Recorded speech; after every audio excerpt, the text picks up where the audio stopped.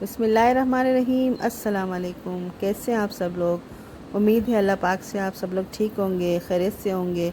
अल्लाह पाक सबको खुश और आबाद रखे। अल्लाह पाक सबको सेहत तंदुरुस्ती अता करे। आमीन सुमा आमीन या रब्बल आलमीन। आज बच्चों ने बहुत ज़िद लगाई हुई थी, हफ्ते का दिन था। उन्होंने कहा कहीं घूमने चलो, तो आज हम लोग चिड़ियाघर गए हुए थे। तो मैंने कहा वहाँ थोड़ी वीडियो बनाई थी तो आपके साथ शेयर करें कि वहाँ किस तरह के जानवर हैं। तो फिर आए देखते हैं। आप ज़रूर देखिएगा और मेरे चैनल को सब्सक्राइब करें, लाइक करें और मुझे कमेंट्स करें, बताएं कि आपको किस तरह से ये व्लॉग लगा।